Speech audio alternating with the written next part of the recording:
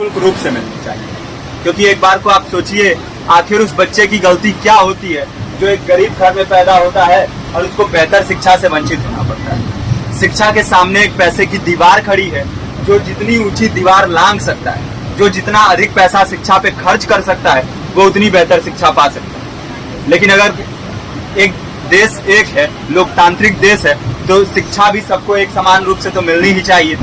आज परिस्थिति ये है कि एक तरफ तो प्राइवेट स्कूल हैं जो लूट के अड्डे बने हुए हैं, वहां पे आप एडमिशन कराने जाएंगे तो सिर्फ एडमिशन के नाम पे ही आपको 10,000 20,000 रुपए देना होगा। और कमीशन खोरी का ऐसा धंधा है कि कॉपी, किताब, टाई, बेल्ट, ड्रेस, जूता कहाँ से खरीदना है ये आप नहीं तय करेंगे वो प्राइवेट स्कूल वाले। यानी आम लोगों की मेहनत की आखिरी कौड़ी उनके जेब से वसूल लेना चाहते हैं। और दूसरी तरफ सरकारी स्कूलों में न तो पर्याप्त टीचर है, न पर्याप्त बिल्डिंगे हैं।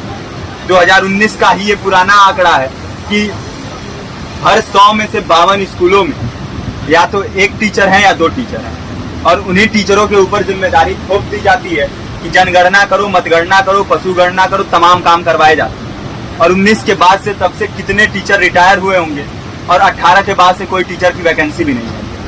आप खुद भी सोच सकते हैं ये परिस्थिति और कितनी बिगड़ी हो। इसीलिए हम लोग ये मांग उठा रहे हैं, चाहे कोई राष्ट्रपति का बच्चा हो या किसी मजदूर का, सबको शिक्षा एक समान मिलनी चाहिए और निःशुल्क रूप से मिलनी चाहिए। प्रेमचंद ने अपने दौर में भी कहा था कि एक सभ्य समाज में ऊंची से ऊंची तालीम मुफ्त होनी चाहिए और इसका पूरा खर्च गवर्नमेंट को उठाना चाहिए, क्योंकि हमारे देश को फौज से ज्यादा आवश्यकता तालीम की है। और शिक्षा से जुड़ता हुआ ही दूसरा मुद्दा हम लोग उठा रहे हैं।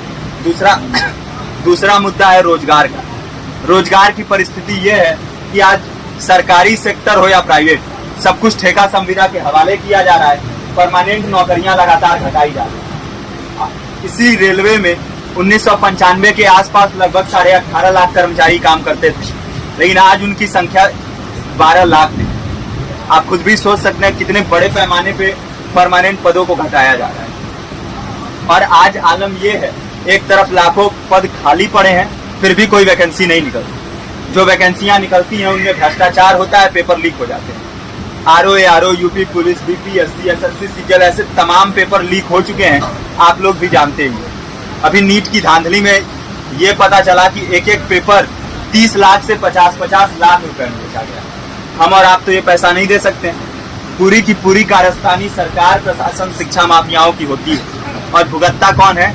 आम घरों के लोग, जो लोग सालों साल तैयारी करते हैं, दिन भर में 10-10 घंटे, 12-12 घंटे पढ़ते हैं, और इतनी कड़ी मेहनत के बाद, सालों साल की मेहनत के बाद उनके हाथ लगती है तो सिर्फ हताशा, निराशा, अवसाद।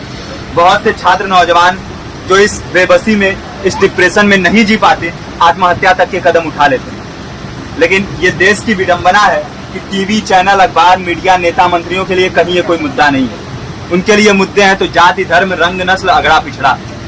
आज जब पूरी परिस्थिति इतनी भयावह है तो ये जरूरी है कि लोगों के बीच में जाया जाए, लोगों को संगठित किया जाए और एकजुट किया जाए।